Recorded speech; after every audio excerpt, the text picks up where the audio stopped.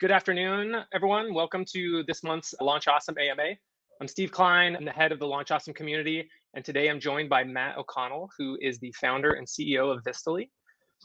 Today, Matt and I are going to be talking about letting product strategy drive your roadmap. But first, I just want to give you a quick reminder. Members of this Launch Awesome community get to hear about events like what we're doing today first. Launch Awesome is a Slack community for product managers and product marketers to connect, learn from each other. We have about 300 of the best in product and product marketing. So if you want to join, Blake's actually going to drop a link to that in the chat as we're talking. And anything that's kind of coming up for you, if you want to submit a question, you can drop it into the chat and we'll keep an eye on those and circle back to them probably around the end. Cool. Let's get into it. Matt, welcome.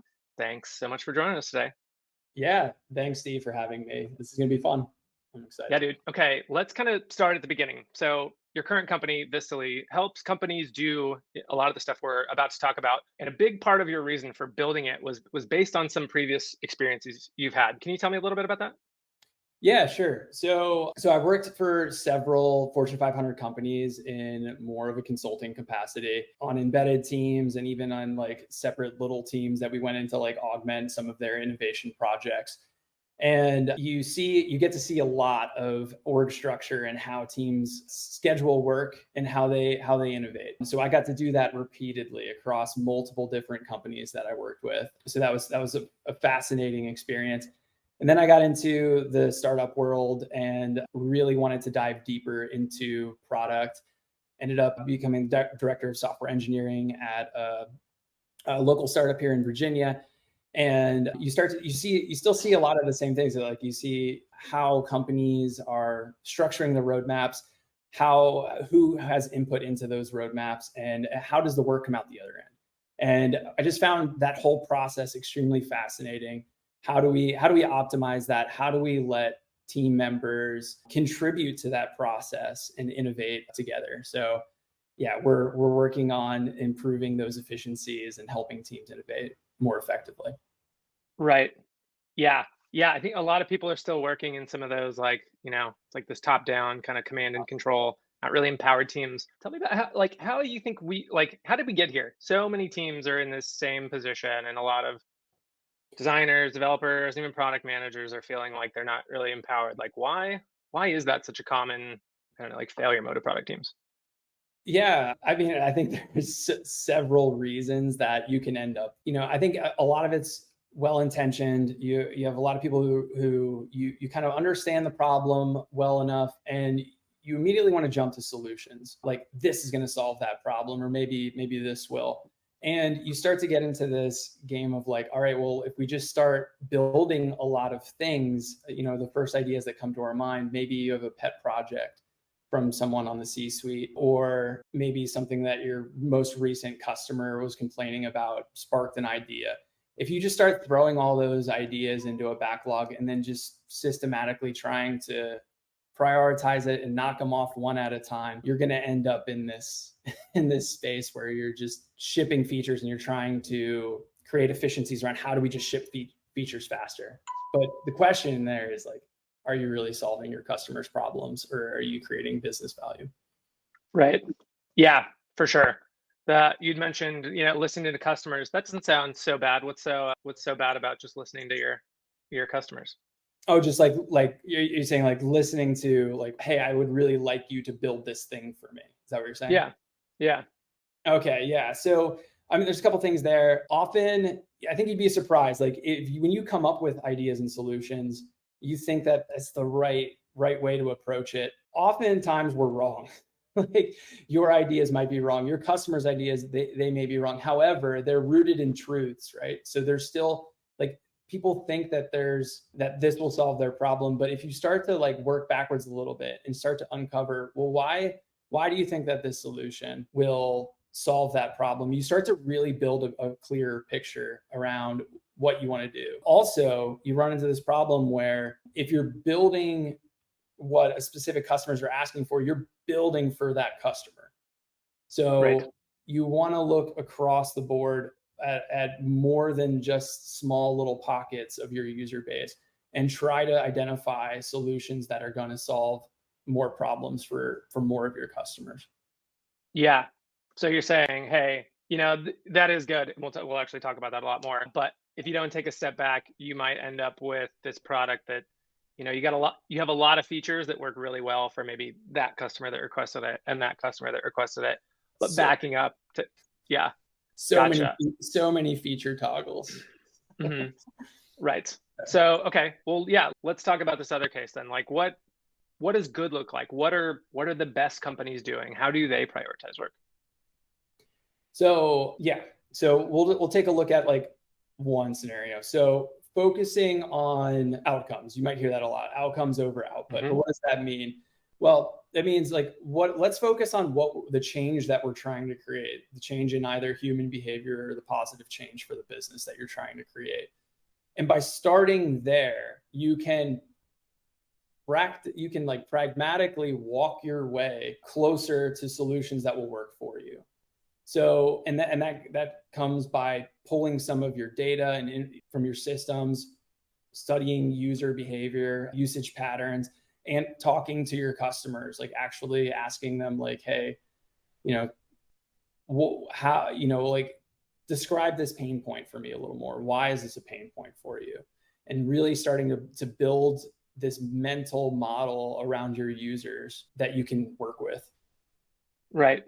Yeah, it sounds like you're kind of describing instead of just focusing on the outputs, how much are we shipping, starting to think about it more from this perspective of like what are the outcomes that we want to drive. Right. Yeah. And that's like one of the things, like if you're if you're measuring these kind of proxy metrics, this idea of we ship 32 features this month. Okay, great, cool.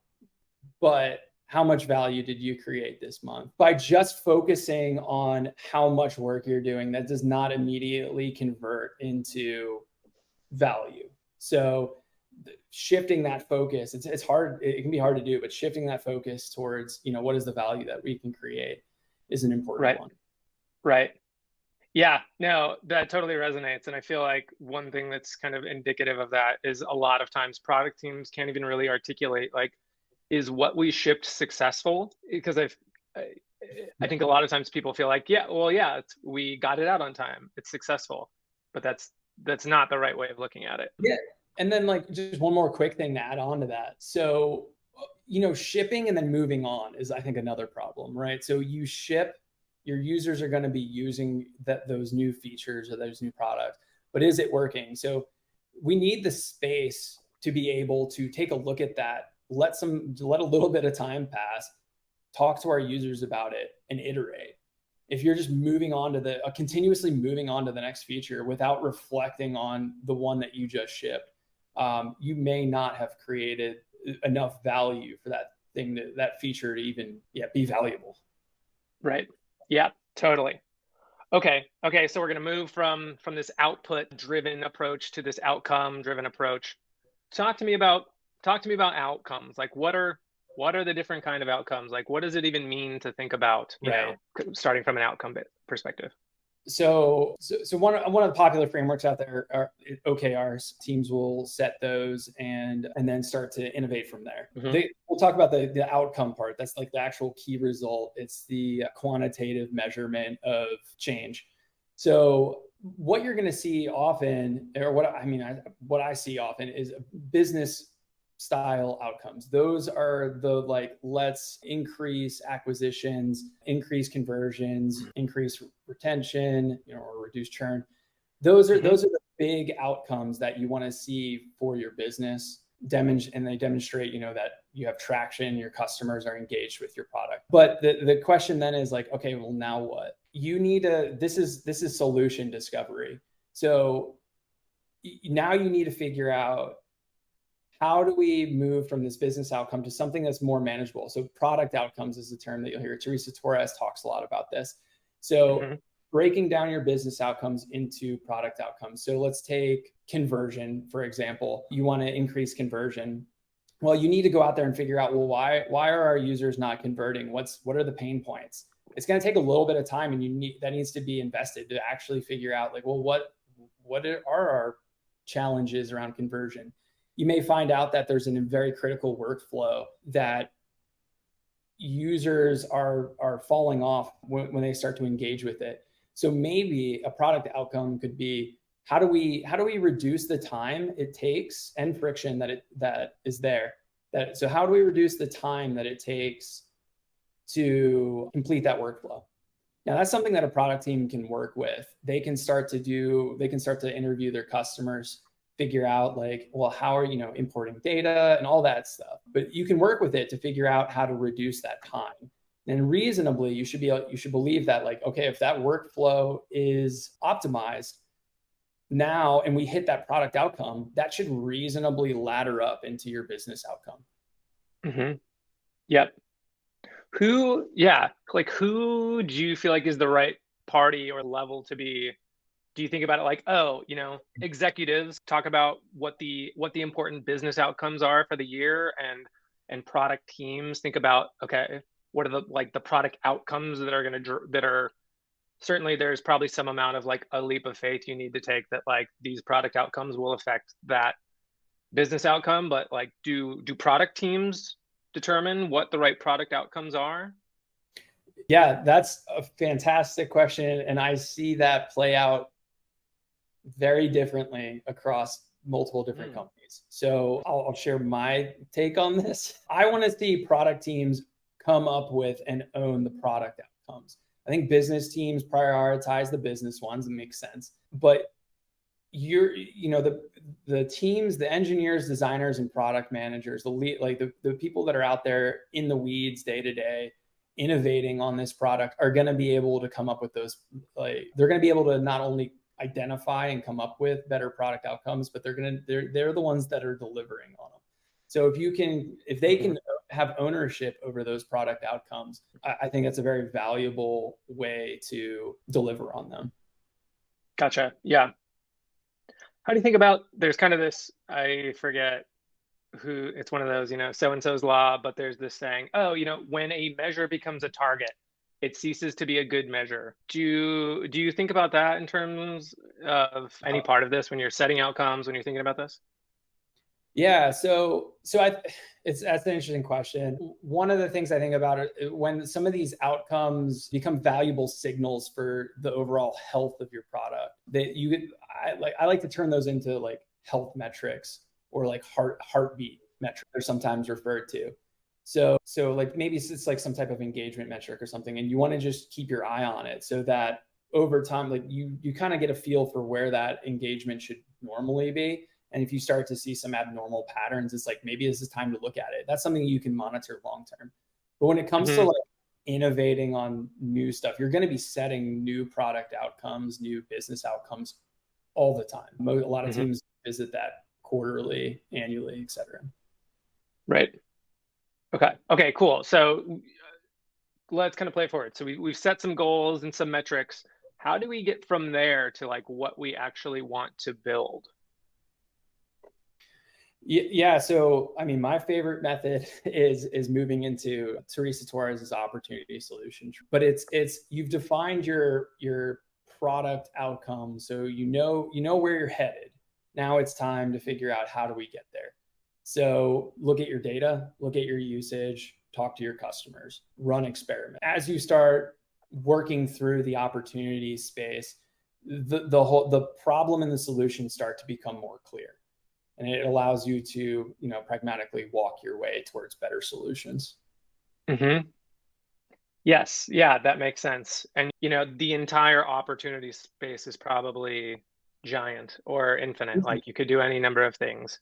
It sounds like you're saying, oh, you set up these outcomes, and now let's look at these opportunities that we think stem directly from these outcomes. Is that kind of how you think about it? Yeah, I think they directly come from the outcomes. A lot of teams will create like experience maps or user journeys to kind of lay out how they think about how the user gets from, using your product to obtaining that value that you create. And then you start to find gaps, and that's where you start, like, I do this quite often, but then you start to figure out, like, where do we start asking questions to our users? First of all, identify your research questions, but then start asking them their interview style questions to uncover, where you should head. it's hard to talk to users that often. Like, why is that so important? Can't I just like survey people, or why do I have to, spend all that time of lining up customer calls, getting the whole team to be there for them?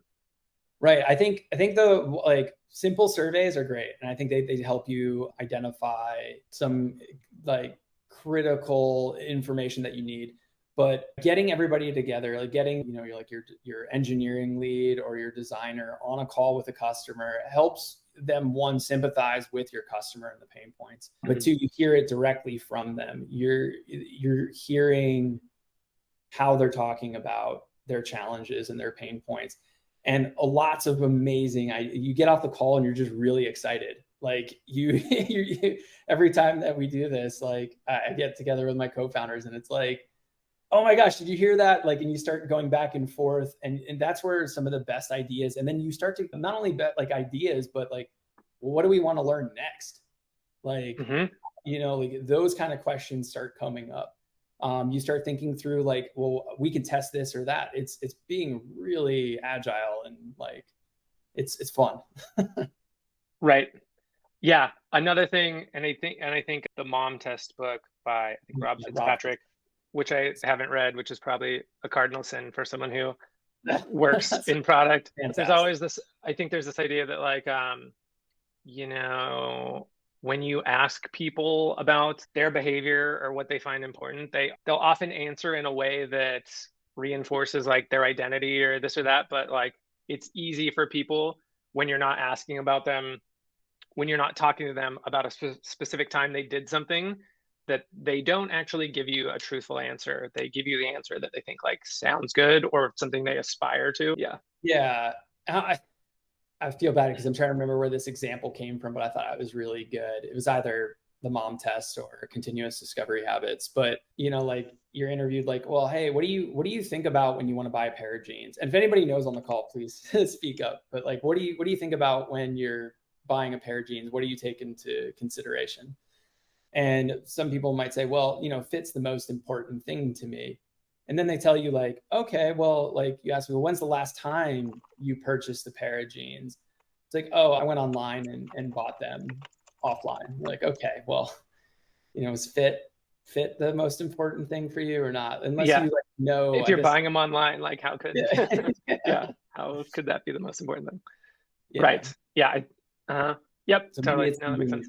Okay. So since it truly is a lot of time and effort coordinating customer interviews, like, do you have any tips on just ways to make it easier? Yeah, I certainly think there are ways that you can make it easier. Also, I think that this is our job. Like, we need to go out there and understand our customers.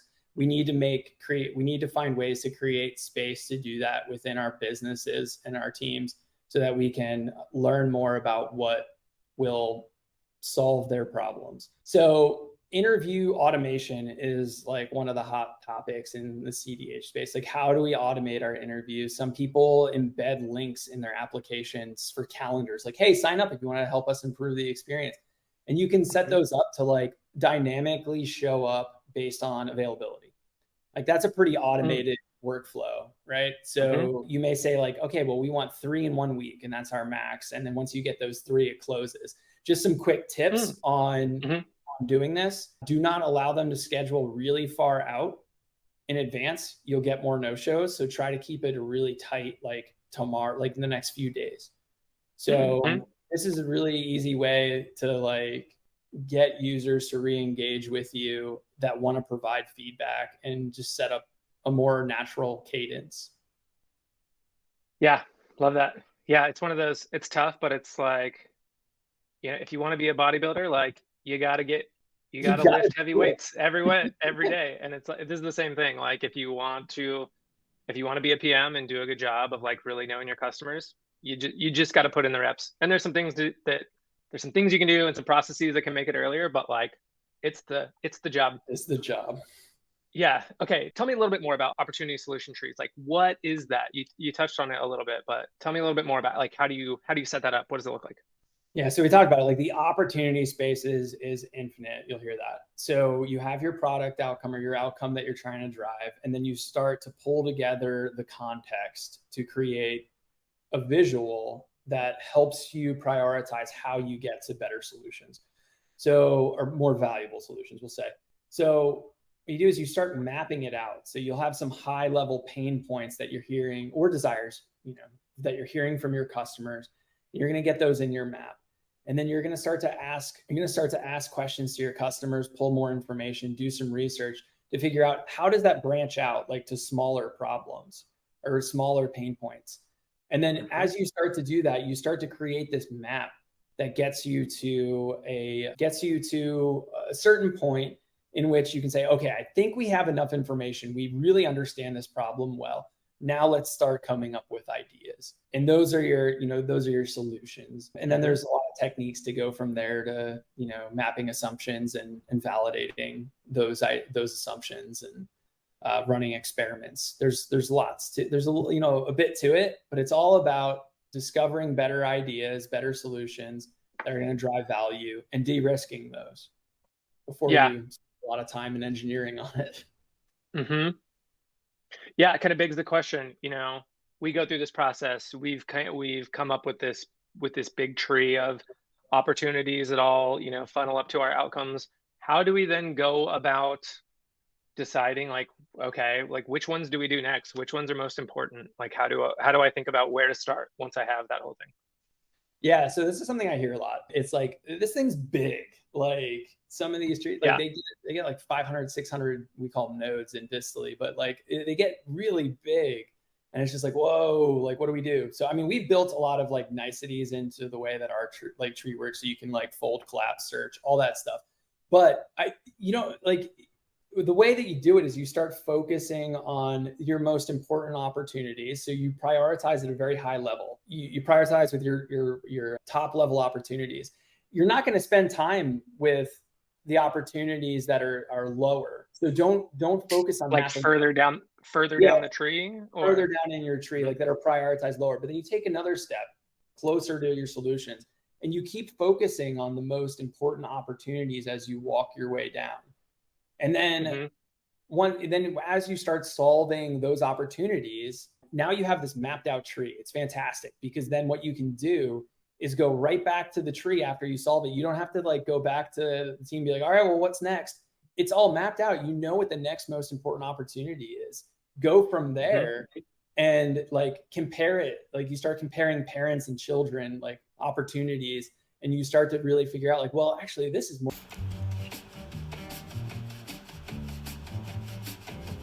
Okay, what were we talking about? We were talking a little bit about, I think, around like how determining like which opportunities are the right ones you should tackle. I mean, you were kind of talking about, ones up the tree are more important. Yeah, this is one of those things that kind of strikes me as it's kind of part art, part science, and like you can use frameworks to help you, like RICE or this or that, to kind of help you determine like which things you should start with. But I think ultimately, I mean, there is some amount of it just being not super scientific, and it's messy. It's hard to quantify like with a single number, like, but how painful is this to customers? Like there's some amount of like, there is some amount of intuition there, right?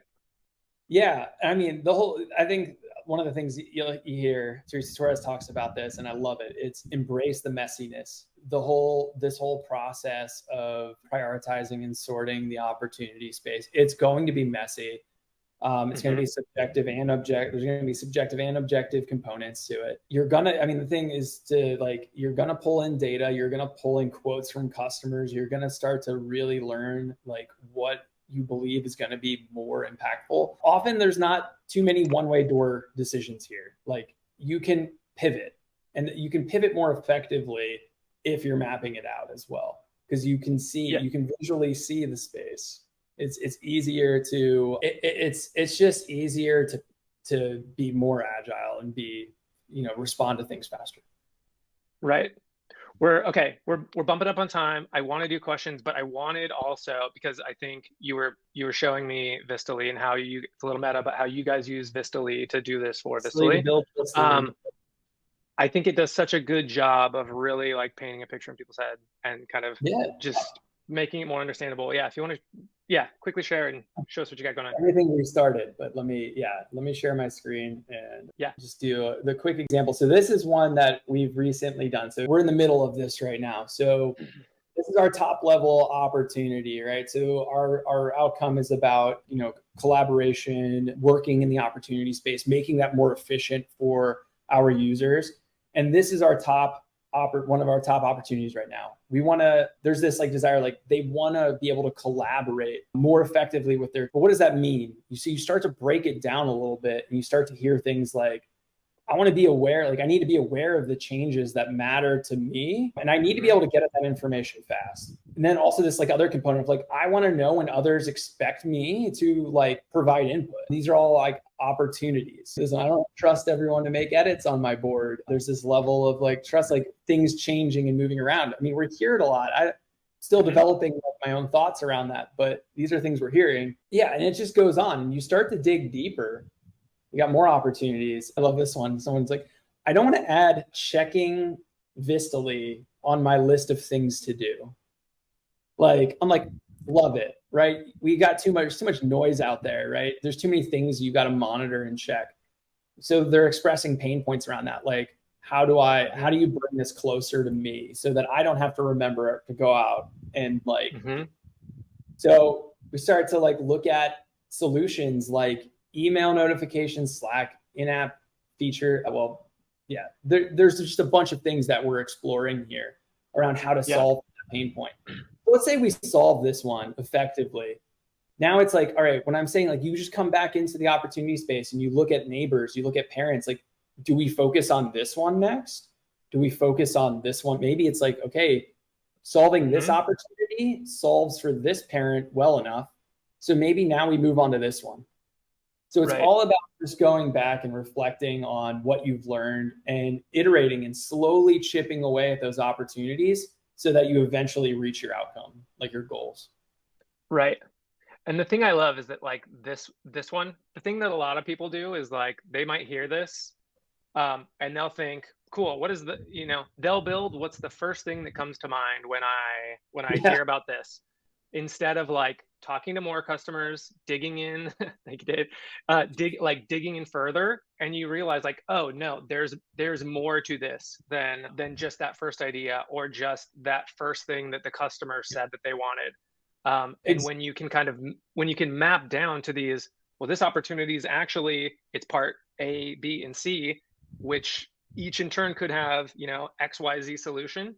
You can then instead of thinking like, hey, do I want to build this thing that the customer said they wanted? You can compare and contrast like all of these possible things that funnel up to that. And I think it just leads to much better product decisions. You focus on the more impactful work. And then just to kind of give people a glimpse into kind of how this bubbles up, a lot of what we're talking about is we want to see how our work ultimately bubbles up to like the outcomes we want to have, and like ultimately affects our strategy. As you like kind of go left on the screen, you can kind of show people like that outcome that you started with bubbles up to some of your like higher level goals, of which this opportunity is just like a part of. Right. Eventually, you're going to solve this high level opportunity. You may not even get to addressing everything in this space, right? The goal is to solve for the opportunities quickly and, continuously check back in and monitor your key results or your outcomes, see how they're progressing. Move on when it's time to move on. Yep, for sure. Okay, Blake is going to start dropping a couple questions in here. I'll read them out and you can answer them. So this is from Teddy. I've seen endless discussions to set yearly OKRs, only to have everyone forget about them during the year until it's time to evaluate how close the team came to hitting them. How are the best teams staying aligned and focused on OKRs throughout the year? Yeah, so that's something that I hear quite often with setting and forgetting, right? So we just go through the process of setting our OKRs for the sake of doing it, and then not really leverage it throughout the year. And it's kind of challenging, right? Because things come up. There's always fires. There's always like operational work that comes up. So teams tend to get distracted. I mean, if you have too many OKRs, that could be a sign of like setting and forgetting, because you're like, whatever, I'm just going to go focus on the most important thing. Maybe like narrowing those down, trying to create focus. But the way to do this here is you need to figure out what matters for you, like which metrics really matter, monitor them. What are we doing? Every week? Take a look at like, what are we doing this week to improve? What are we doing? What are we planning in the near term, like really near term, like next week, to do to help improve that? How does the team feel about it? Like that's another thing too. Like what is the sentiment around us hitting that? Like monitoring that over time, I think is valuable. But yeah, so you got to build it in to your, like, it's got to be part of your process and keep it continuous. Yes. Instead of, there's that like set it, forget it mentality. Right. Yeah, I think execs should be talking about this on a, I don't know, call it quarterly basis, but this isn't something that just like the execs should force on product teams. This is something that product teams should embrace. And like when product teams are demoing, like, when they're demoing things weekly, they should be talking about like, here's what we're building, and remember, here's how it layers back up to our OKRs. And I think, by doing that and getting that kind of like weekly repetition reference to the overall goals, you can, it just kind of, you build that muscle as an organization around keeping those things top of mind. Mm-hmm. Cool. Okay, cool. Jake asks, any thought on how to handle these kinds of surveys and interviews in the super early days when you may not have a big user base? This is something we struggled with in the early days.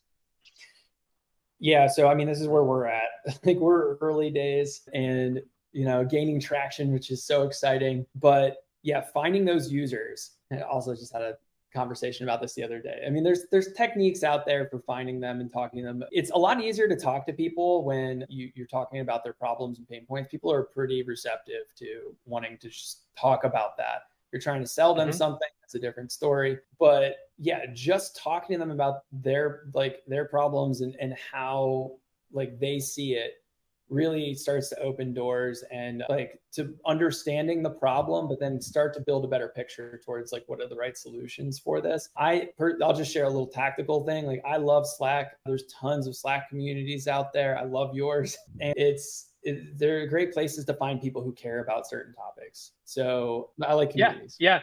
For sure. We touched on this a little bit when your internet dropped, but I brought that up. Communities are great. Like there's tons of PMs and PMMs in Launch Awesome. Everyone's usually like pretty generous with their time. So just joining the community and reaching out when you need help or you have a question. Yeah, it's a great way to get volunteers for that kind of thing.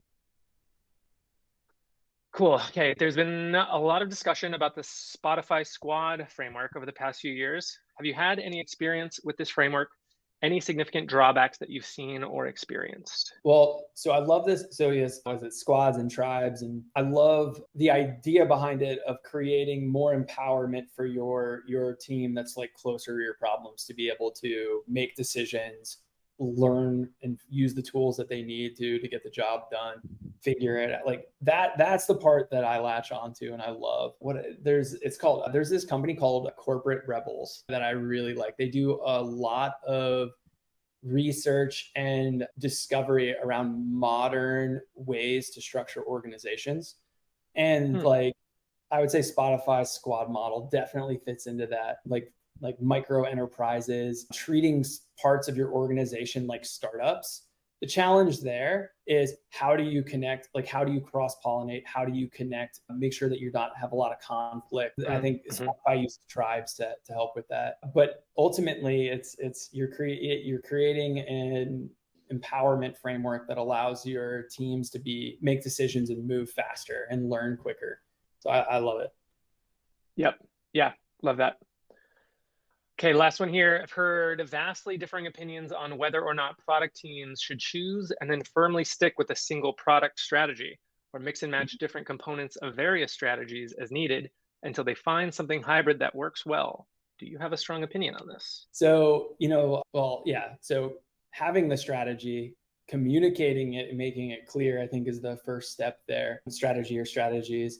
as they change, I think that iterating on anything is just the way to go. When it comes to the opportunity space, your key results, like never why box yourself into any corner ever, and just do things for the sake of doing them. So when it comes to strategy, like I think as you move further left, there's more risk involved with adjusting things. So like just dramatically adjusting your product strategy is pretty risky. You probably want a good reason for doing it, but you should be able to iterate and tweak on it. You should be able to pull the pieces that you need to strengthen it, develop more leverage. I love like that part of strategy where it's like it should help you, it should enable you, but it should also remove distractions. So it's like just as much what you do as what you don't do. So Yes. figuring out how to like get that right. Mm-hmm. Cool. Okay. Well, thanks. Love that. All right. I think that's all we got time for today. So just want to say thanks to Matt one more time. Thanks so much for your time. Thanks to everyone that came out for joining and sharing your questions. A couple reminders. So these events are part of the Launch Awesome community. Blake's going to drop a link in the chat again. We'd love to have you come out and you can hear about future events and just kind of participate in some of the other things that we do in the community. And with that, we'll wrap. Bye, everyone. Bye.